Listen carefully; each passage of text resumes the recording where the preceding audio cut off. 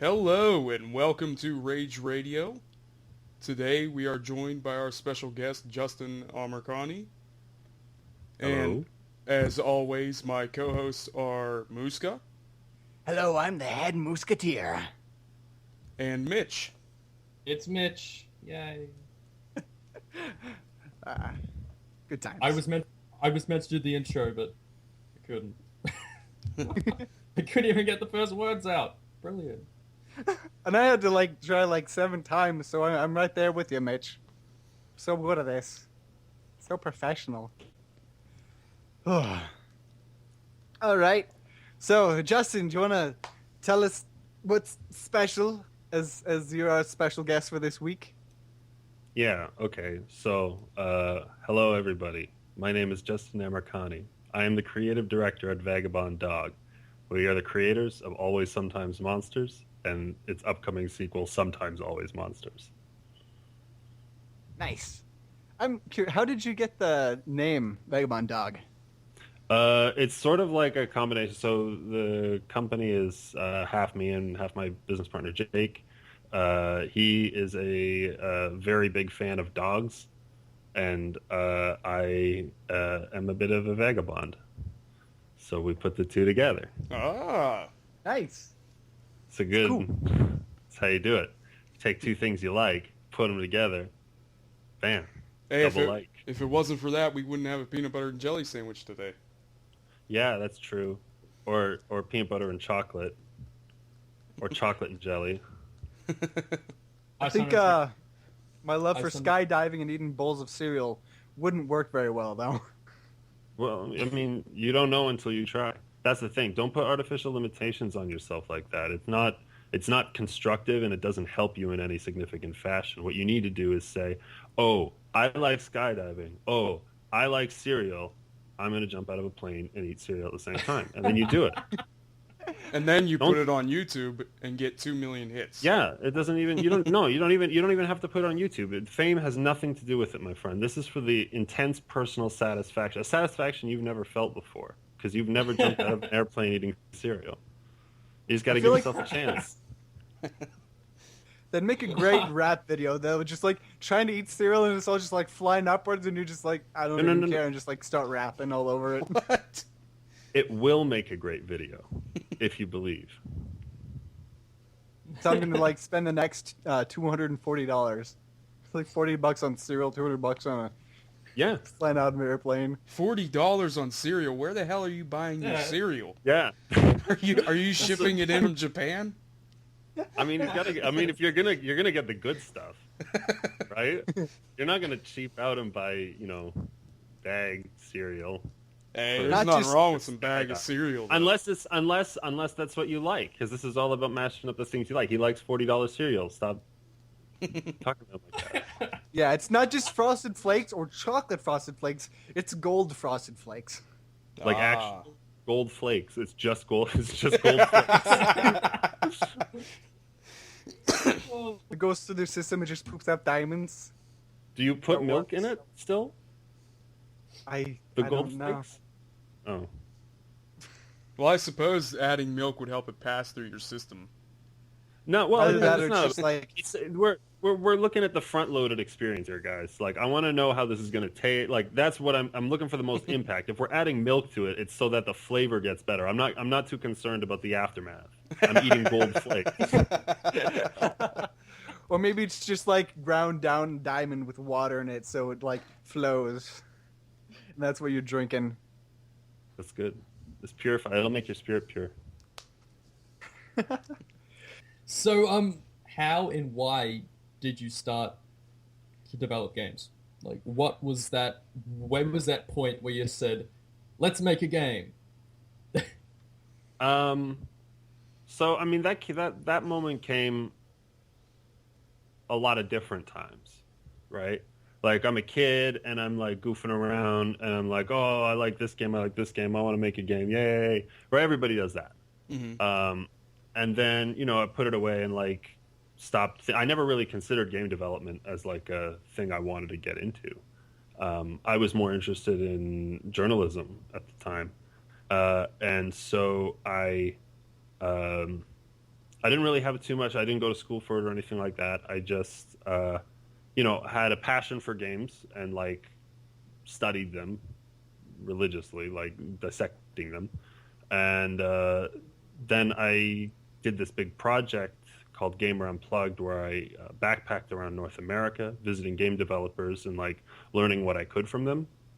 And along that journey, I kind of got the idea for what eventually became Always Sometimes Monsters. And it was not like, oh, I want to make games. Let's think of a game to make. It was like, I have to make this specific game. And so everything else came around that. Okay. So, I've played Always Sometimes Monsters. I'm on my third playthrough now. And it's up in my top games that I've played. So that comes around with like Alien Isolation and like games I love. And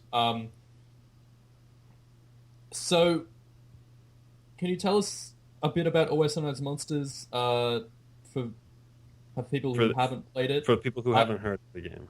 Yeah. Okay. Always Sometimes Monsters is a narrative-centric role-playing game that deals with the pattern of circumstance, choice, and consequence that inevitably are lives.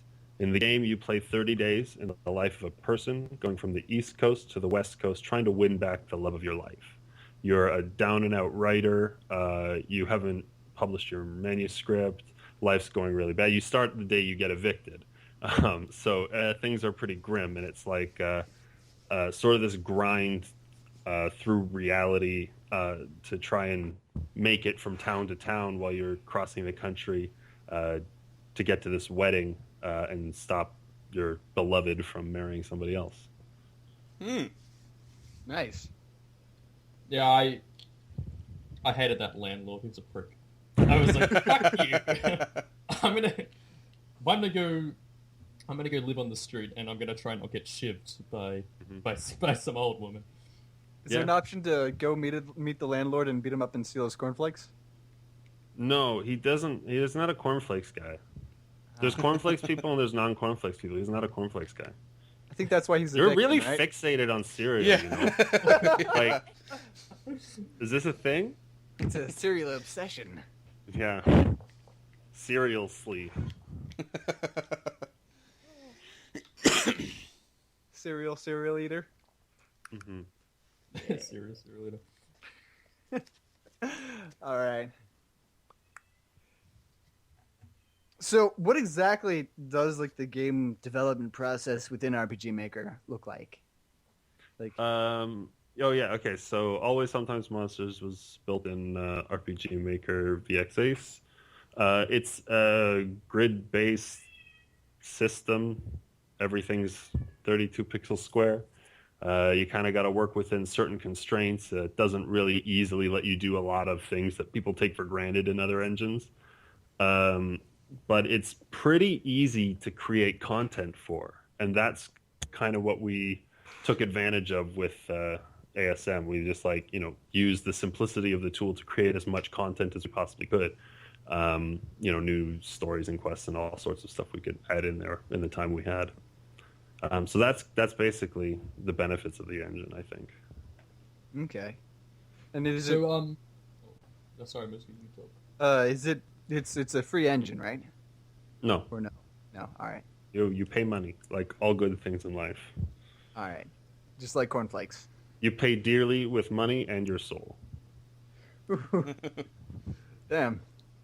So how long exactly was Always Sometimes Monsters under development?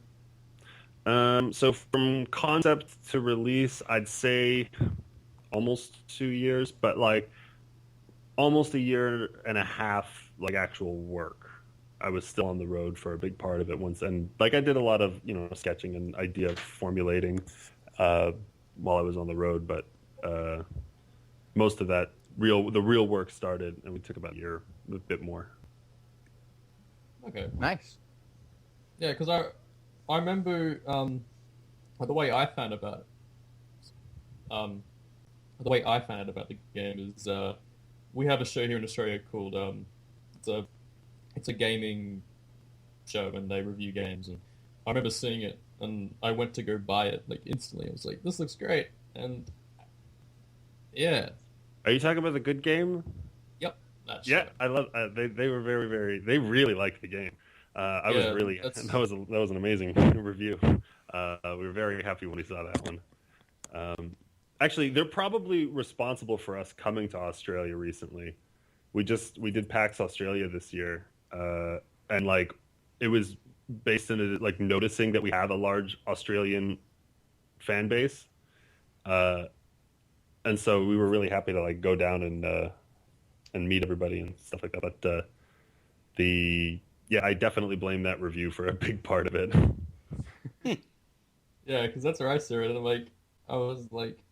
I went to go buy it instantly on my old account on Steam, which sadly I don't know the details, and I think ASM was the only game I'd actually bought on that account. So interesting story. That was the only one I bought. Yeah, And then so I bought far it. for me as well, Thank that's you. the only game I've bought as well. Thank you guys. Although in that respect, I'm not really a big PC gamer. Right now, I'm gaming on a $250 laptop. So, Hey, we run on that. Ours we make system specs pretty easily. It even Oh, yeah. runs on mobile too. It does. We have Android and iOS out as well. And Oh, we have no Mac, kidding. And we have Linux as well, yeah. oh, well, see, I my should- wife was just asking me earlier when I was showing her some gameplay. She was wondering if she could get it on her phone. So I'll have Yeah. to let her know. It is available. It wasn't easy. I should Yeah, do we that. did. As busy Yeah. as I am, I Touch should probably screen. play. Touchscreen controls on RPG Maker. That Yeah, sounds it's serious all coding. it's Yeah. I'm not even responsible for that. That's wizards who work with us. Yeah, I was actually quite surprised when I saw it on the store. I'm like, the fuck? Like, how'd they get this? And I looked, I'm like, hey, look, it's even got the full, Yeah. even has the joysticks and everything. It was great. Yep. Now you're working on a new game. Mhm. Sometimes Always Monsters, which at first Yes. the name confused me. I thought it was the same game, and I thought I was This- losing my mind. That's, And- that is the most common reaction and the intended effect. Yeah. So, why don't you tell us a little bit about that and what makes it so? Well, it already is good, but Well, okay, Tell us- so I'll tell you about it. It's Sometimes Always Monsters is the antithetical follow-up to Always Sometimes Monsters. It's sort of like a 180 on the original story. The first game's about this like struggle and this hardship and living at the bottom of the totem pole. And the new game, you're starting off married, you have a bank account, your book is published, life's going really well. And then this one's more about the descent that comes after success. Mm. So you play a writer who's successful. You spend 30 days in their life going from the West Coast to the East Coast on a promotional tour with a bunch of other authors. You pick these guys at the beginning, or girls at the beginning of the game, and they accompany you on the journey, and you go through this story. There's a lot of story in it. Make decisions, impacts everything. You do a lot of exploration. The whole thing is really just like this big playground of reality and stuff to do. so will I be able to bring my character from ASM into Sam? Yes, actually. So one of the reasons we're sticking an engine is we are supporting save imports. So if you finish ASM, you'll be able to bring your save file into the SAM folder, kick open the game, and it'll carry on all of the characters and the choices you made from the first game into the second one. If you're a new player, you can hit new game, and it has a very, very different context. Because like there's so many variant endings with the first game, people have a lot of different things. You start off in a lot of different, emotional places, right? Whether this was a triumph of you winning back the love of your life, and now you're married and everything's gone really well, or there's some tragedy or whatever. It's all up to the choices that you made in the first game.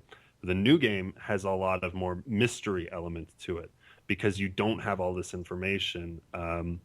It's like figuring out the puzzle, putting together the pieces as you go along, and making the decisions that shape the story is a very different experience. So I think the people who like ASM are really going to enjoy this for sure, because it's a really, we really learned a lot of things doing that the first game. Though I mean, ASM was our first game ever, and we learned a lot in the process. So now we're trying to put it all to good use so that everybody enjoys Sometimes Always Monsters even more. Yeah. How do you do your writing? Sloppily. And frequently, I guess. I used to write everything in documents and we'd implement it later, but I've just taken to doing it all at once. So I just literally create the whole game, the narrative. I know all of the story already. It's in my head, and I just expressing it is the hard part. And so I'm chewing through the game, and I'm like, okay, this needs to be explained here. This needs to be explained here. Add these pieces, that kind of thing. And I just kind of I create the game chronologically. A lot of developers stopped doing that because crunch times and stuff at the end of development tend to squeeze production, and people don't want to finish a game with a less than stellar ending. So a lot of times people will create sequences out of order to maximize production time and everything like that. But we're kind of just going through this whole thing like a train. We're just laying down more track as we go. Okay. I mean, we definitely have a spine, and there are documents and stuff that explain everything from start to end, but we don't really, we already know it, and it's just about, filling in the parts that aren't explained to everybody else. How exactly does crunch time work as an indie developer? Because you could technically say, I'm going to take another week off and work on the game. And it's in theory, a good indie developer, it's crunch time 24/7. Because you're really only going to get out of the game what you're willing to put in, and all the time and effort and that kind of thing. So it's not really I'm a 24/7 kind of developer. I don't have office hours. I work from home, right? So I'm just constantly making the game, the quality of the game, and this is the byproduct of the effort I put into it. So I don't really think about crunch times. I know there are times when there's a deadline and there's nothing we can do after that point, and so we try and get as much done as we possibly can.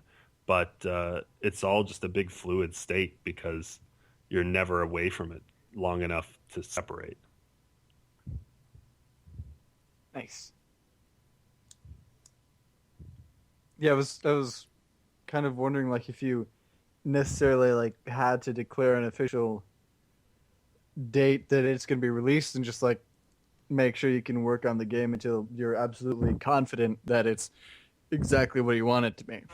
Well, that's the ideal, and that can be done if you're willing to go and work a 9-to-5 job and sacrifice development time doing that, and spend 10 years making a game instead of 2,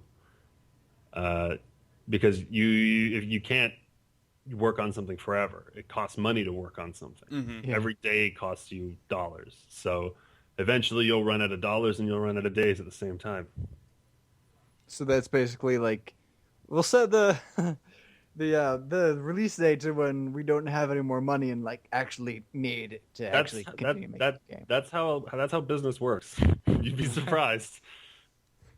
I mean, people, bigger companies, who've had more success, have, the budget and, everything. We're so small. We have to put everything we've got into our next project. We don't have the slush funds kicking around to, um, segregate development for budgeted projects and stuff. We don't have a big enough budget yet to cut up.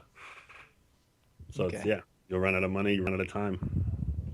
That's How the game. is, like- That is also a very key mechanic in the new game.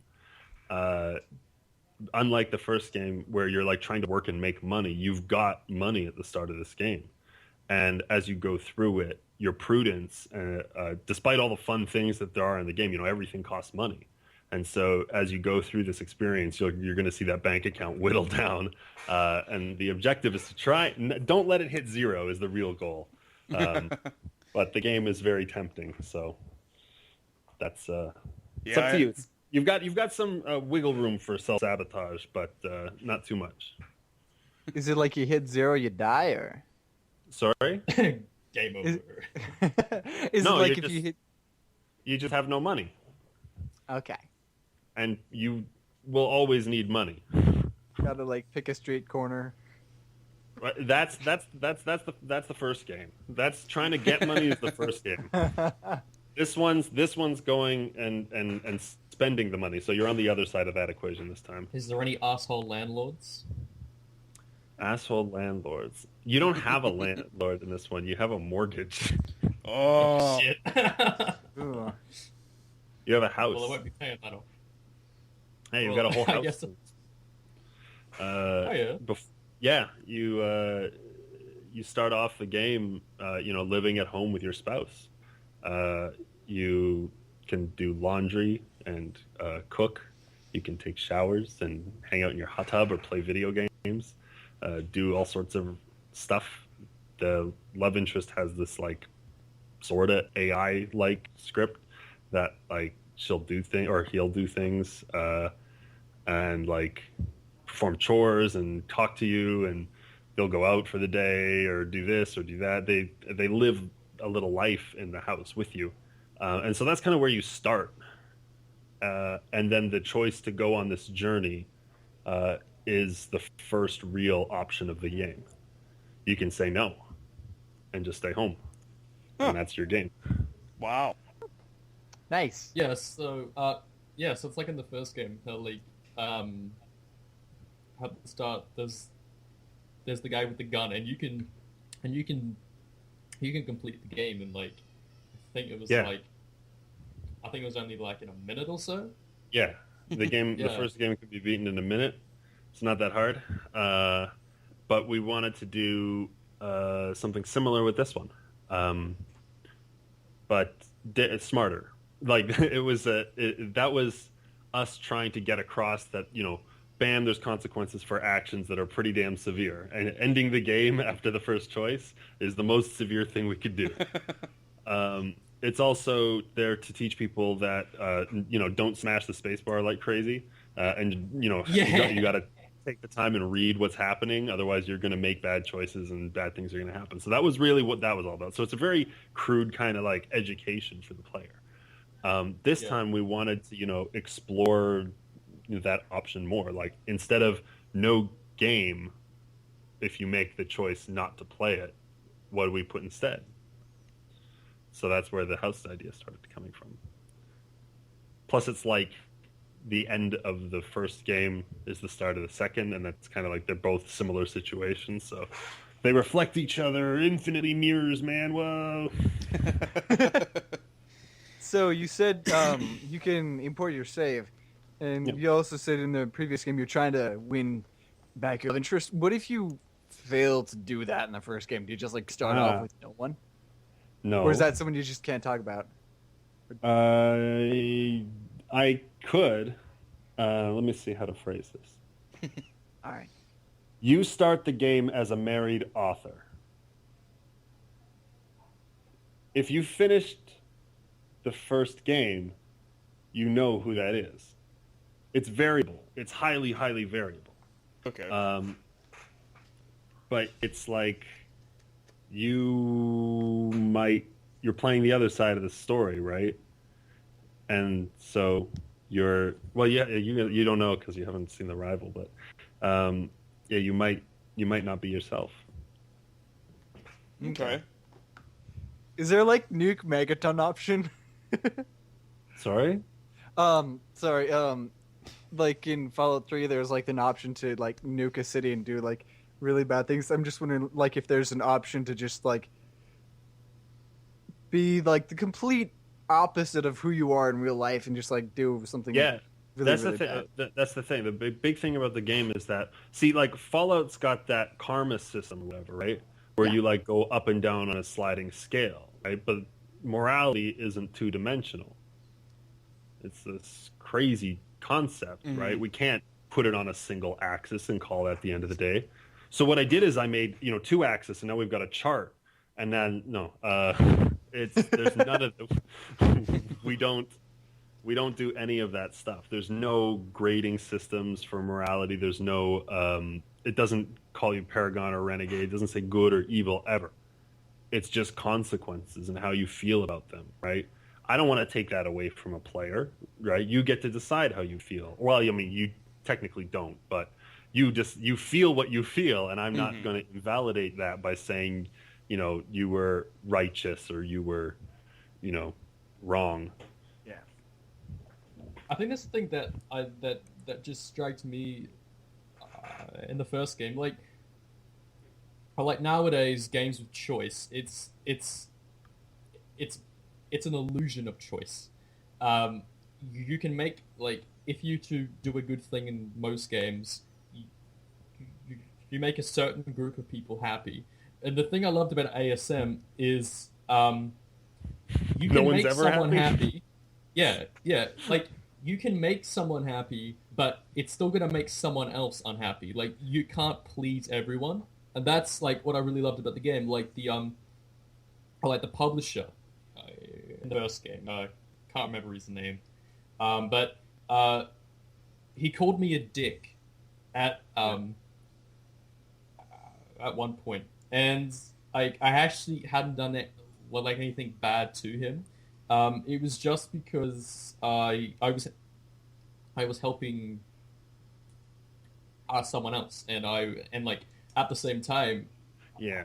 I didn't realize that I was being really kind of up myself, like with my book and everything like that. And he called me a dick, and I was like, shit, I was just helping people. Yeah. It's this is one of the things that we've tried to expand upon, especially with this new friendship system in the new game, right? So, like I said earlier, you start the new game and you get this group of authors that accompany you on the journey, and they all interact with sequences, and they say things and scenes, and they tend to talk a little bit more than you do. The interesting thing with them, though, is that, there's this play between, what they think of you and what you think is right, and how you choose to navigate sequences with their eye over your shoulder, right? And bringing different people is going to bring different context to that for everybody, because, you maybe want, the old lady to think good of you, or you want to impress this person, and so making different choices in these different situations makes a big difference, not just for the narrative context. I mean, there's mechanical difference in the story as well, but it makes a really big difference contextually for players. And I heard Mitch talking about it, seeing like I don't know if I should say this, 'cause I don't know if it's a spoiler or not, but for the first game, where he said there's an option where you can go in and steal money from this old lady's bank account and then gamble it, and then win it all back and then put it back into her bank account, right? This is possible. And then that was basically just someone said, "Hey, can I do this?" And you were like, something it wasn't actually technically written in the game. Yeah, we didn't plan on that. We didn't plan on a lot of things people did with the game, because people take their own approach to things. I think the game is this specific thing, but it's a lot of different things to a lot of different people. And so, yeah, I guess technically we programmed the functionality in there, but it wasn't a narrative thing we planned on or anything like that. And people just do what they want with your game if it's allowed, right? They'll find whatever random it's an infinite mass of, chaos. There's so many people playing that like they'll do everything eventually. I'll just Million go around monkeys. punching people. No, But we how don't. do We you- don't. We don't got. We don't have that. We don't. There's no fun allowed. It's just talking. There's no. You can't just run up and punch people. It doesn't. I can't program that. But I was just curious, like, how do you decide what mechanics are like? Oh, they want to do that. That's kind of stupid and breaks the game. Versus, oh, that'd be really awesome. Well, that's a highly variable question depending on what's being talked about. Sorry. It's mostly most of the time I've already kind of got a direction for where I want the content to go. I know what we need to do, but we just talk about it, whatever's the best. We don't like have a formal committee or anything for ideas. It's just the game evolves while we slap our faces on the keyboard. What do you do when you kind of like get to a point where you've just got like writer's block? I work on another part of the game. That works. Yeah, that's one of the things that I'm fortunate that the game is like large enough a scale that there is always something else that I could be working on. So if I'm ever too stuck on something, I can move to that. The downside to this strategy is that you end up with a lot of unfinished pieces, and so finding the time to go back and tie all the knots is really important. You can't keep you got to power through that writer's block at some point. You have to solve the problem. That's what you're here for. Right. That's what really hit writer's block when you come to a point. A lot of people mistake writer's block as that feeling of, oh, I don't want to write. That's not what it is. It's when you've come to a logical problem in the narrative structure, right? Like there's something that needs to be explained, but you don't know what it is. There's some piece of information that's portrayed wrong and it's not making sense, and you can't find the reason why or like how to progress this writing until that's solved. And so you have to at some point go back and solve it no matter what. It's just delaying the inevitable. So you're a two-man team. What do each of you two do specifically in the game? I am the creative director, and so my jobs include all of the writing and the design, and I kind of manage the art team, which is also one guy, and I do implementations and stuff. Jake, he manages he's our chief logic officer, and so like I'm a little crazy, so he makes sure that my programming isn't crappy and like makes sense and that things make sense to sane people. Because sometimes I'll create stuff and it's like, what is that? Or like I'll go off the deep end and like create some incredibly complex system to solve a relatively simple problem. He's really good at seeing simple solutions, and he's also very good at like managing our builds and stuff like that. So that's what he does. And then Emilio is our artist. He does all the art that you see. And we have a band called Laser Destroyer Team, and they make music. Nice. That's a pretty awesome name. Yeah, they are pretty awesome dudes. Yeah, it's an awesome soundtrack. I bought that too. I was just like, yes, because I love the soundtracks in the original game. Like, Cool. They were... Their new stuff is amazing. I think you're really gonna like this one. Nice. So, how did you end up deciding that you wanted to make video games? Yeah, I wanted to make this one, so I did. I just said I want to do this, and then I did it. That's all it takes. Nice. So Justin, So- in a broad sense, to you, what makes an indie game stand out or either be considered great? This is a good question. But it's hard because like there's so many different games, right? And like different types of games. I don't know. It's gotta like hit something that within me, right? Like Right. it's not. I'm. But I also really like fun action games too, that have no emotional depth whatsoever. And there's some great indie action games too. Like it's not. This is what it's with. This is what it is with indies. With indies, you know, it is like 5 people tops contributing to this thing, and you look at the game, and you see how it is, and you're like, oh wow, okay, these people put all this, time and effort. You can see the effort. When I can see the effort put into something, or I can see the skill that it required to pull it off, that's when I say this is a standout. This is what's amazing. Okay. Yeah, I mean, to me, because it's like, sorry, you go on. To me, for any game, not even just an indie game, I need to see 2 things. First off and foremost, I like to be able to, feel as if I'm in the game. It has to sort of pull and. You like really that immersion?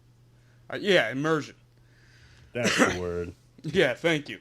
And then, No second, I love to see artistic expression, which is really what drew me into your games, because they are so beautifully done up. It's unique, and even the, like the styling of the open-ended, where, it's an indie game, but it has this system where whatever choice you make affects the game infinitely, if that makes sense. Yeah, no, I understand what you mean.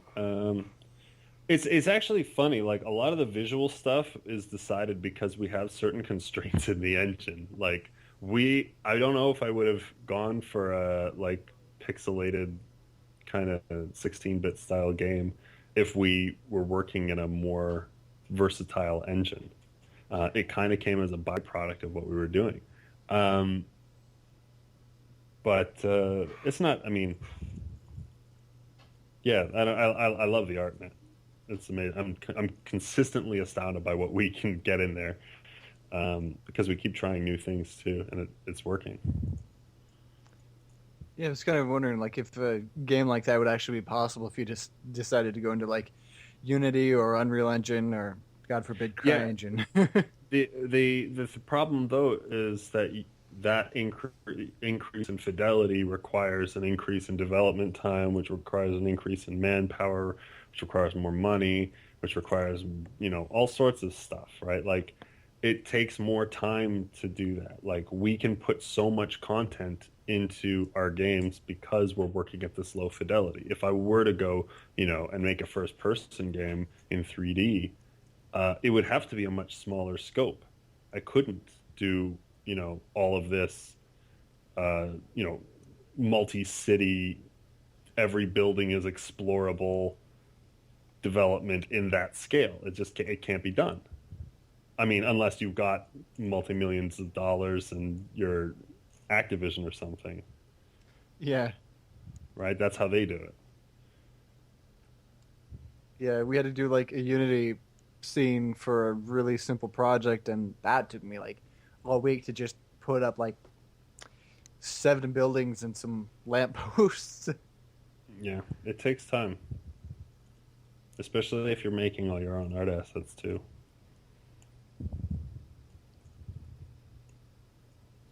Oh yeah. I remember earlier I asked a question about your storyboard, and I was kind of wondering if you'd used a program called Twine to try and like put out what you think would be kind of like some of your branching stories just in like a visual format. I know about Twine, but I don't use it ever. I've never really touched it beyond like a quick poke just to see what it was. It's I mean at some point like I'm like if I'm gonna be writing it, I might as well just be writing it in my own engine. Makes And sense. like it's the most efficient method. I create so much quicker this way, and I can like more fluidly go back and edit individual lines without like doing whole script revisions. I can just go change one little piece here or there within the actual game. The way you described like morality, where it's not necessarily like a graph, where it's just like on a single line. Is that kind of like how the endings go as well? Like there's no truly It depends how good you ending. feel about it. It depends how you feel about it. Like my personal ending is really tragic to most people. A lot of people describe it as the worst ending. But my personal, like my final playthrough of that game is the most tragic ending. But I feel so satisfied by it. Or I mean, I did when we got there and I played it the first time. Now I couldn't. I can't play the games anymore. Um, the it's one of these things where it's your perspective and how you what you were you trying to do with this journey, right? Makes all the difference. Yeah, Yeah, like with that's my ending, um, I I would consider the first ending I got to be quite good. I mean, I made some people upset, but all in all, I completed my goal, and that was like it was good. Like it was like the ending I got was good, but I still made people upset, and Yeah, that's again that's what I loved about the game. It was like I've done what I want to do, but other people are still unhappy. I cannot please everyone, and yeah. that's what I think. That's what a lot of games really need to do. The way that this came about was because we looked at the rather than doing like good or evil, I focused a lot of choices on the concept of selfishness versus selflessness, and it's like if you want to perform a selfless action, the benefit must be entirely in the other person's court, right? Like you have to get nothing out of it for it to be truly selfless, and so a lot of the time. Uh, it's like you have to choose between getting what you want and maybe hurting somebody else doing so or losing out on what you need and helping somebody else. I was kind of wondering, like, as you're now someone who creates games, does it feel different from when you used to like play games before? um yeah, well, I never really played games like a normal person. I mean, I assume the normal thing is people have games and they play a couple of them. I was like always in like I was a pretty avid pirate when I was a kid, so like I constantly was just going through game after game after game after game, and then I started doing the journalist thing, and so then I was going through game after game after game after game. Now I like don't I play games plenty still, but I'm far more selective in what I play. Uh, I only have a handful of titles I really really go to, Okay. um, and that's how it is. I don't play as many of the games as I once did. So Okay. what are you what are some of What am I playing? Yeah. yeah, What's like what past? games have really like over the past how many years? Like what are some games that really strike you as Uh, holy shit, this is good? oh, well, right now I'm playing like all Splatoon. A um, good game. uh, and yeah, I actually play a lot of Nintendo games, like a lot, like almost all of them. Uh, and I don't know what do I think is like the greatest game of all time. I don't know. BioShock had a big impact on me. I will say that for sure. That was a game that like really changed something about the way I see games. Um, but there's so many games that I liked through the years. I can't I'll go with that one. BioShock is the greatest game of all time. Done. That or Tetris. Oh yeah, Tetris. Simple game, but really effective. It's cool. Okay, my next question is a little bit off topic, off games. Sure. I'm a bit of a film buff myself. All right. Like, I love films. What about films? Like, well, what are some films? Like, your games are really story driven, and so Yeah. there would have to be some films or whatever that have really struck you as that's a great way to tell a story. Any in particular? Oh. Go. Well, interesting ways to tell a story. Like, Inception had a big impact on me. Matrix had a big impact on me. Oh, I don't know. I mostly like movies that deal with layered reality or the concepts of escaping reality. The greatest movie of all time is The Truman Show. Yes. Thank you. Someone else that's seen it and liked it. That's one of my favorite films ever. It's Brilliant film. It's the only mandatory movie. It's a really great film. But yeah, no, I tend to like movies that have to deal with stuff like that. And to anyone watching this, if you haven't seen The Truman Show, what are you doing? Go watch it.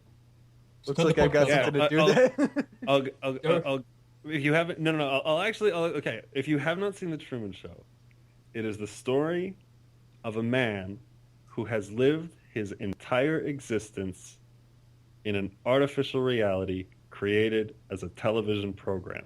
Oh jeez. Yep. I gotta see It's- this. Sounds good. It's, And the journey to awareness he takes.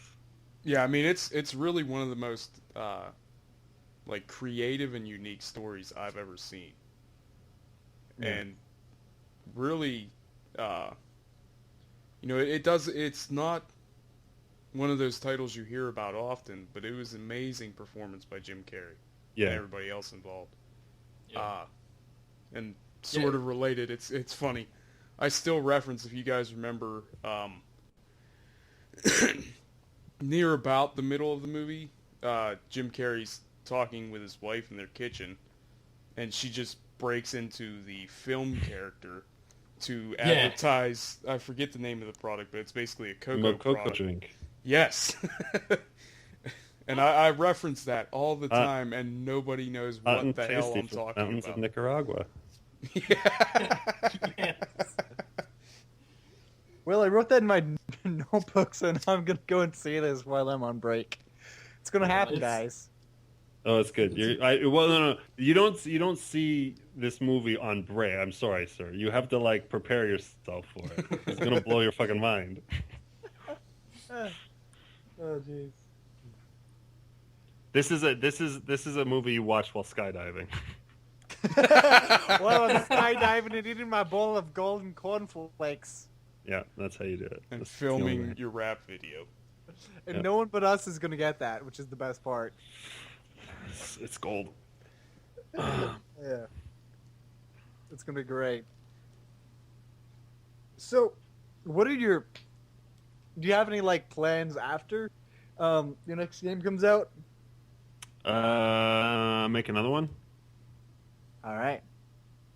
I mean, that's kind of it. Are there other options?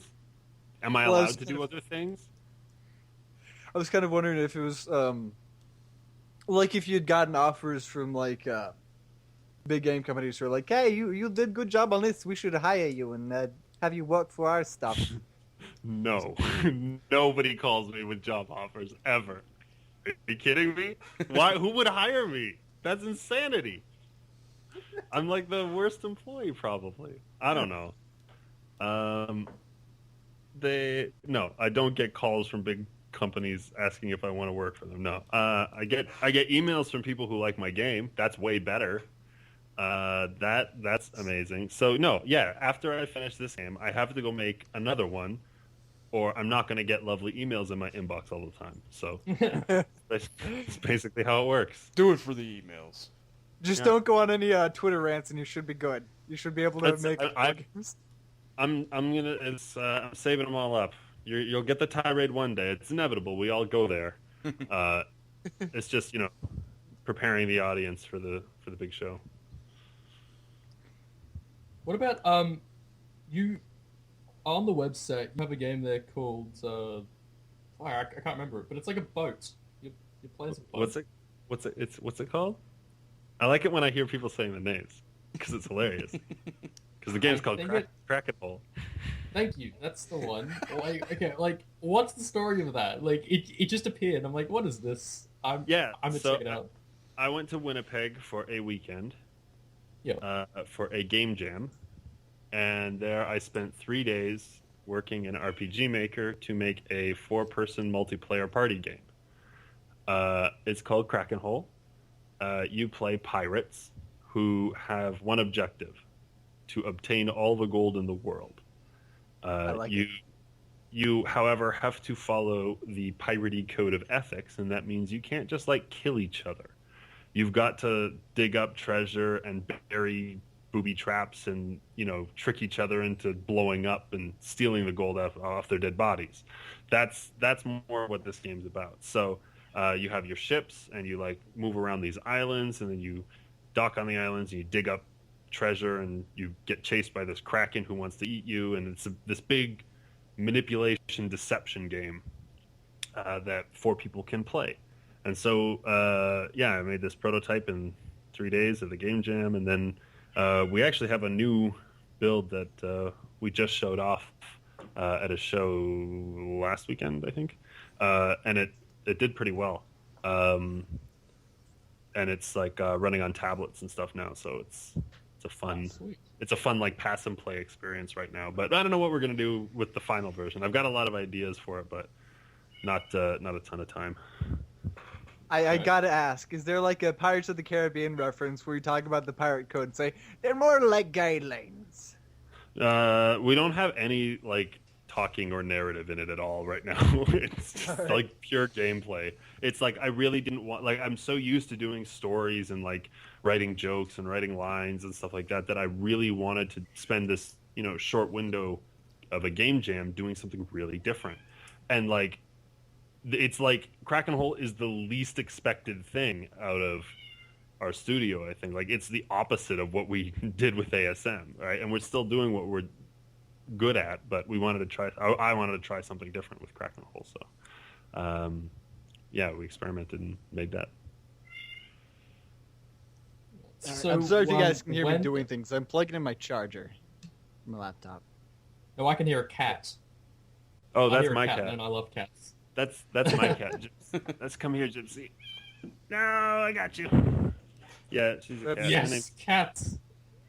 The best name for a cat ever is Gypsy. I have Gypsy and I have Vagrant. He's an actual vagranty cat though. He stays outside for lengthy periods of time without coming home because I think he goes and mooches food off of all the other neighbors. So when and where can we see Sam released? Sometimes Always Monsters will be released in the year 2016. Our last game was on PC, Mac, Linux, iOS, and Android, and on Steam. We presume that this will also be on similar things. Competence pending. Okay. All right. Nice. So, do you have any further comments on anything else? Anything that you want to ask us or anything like that?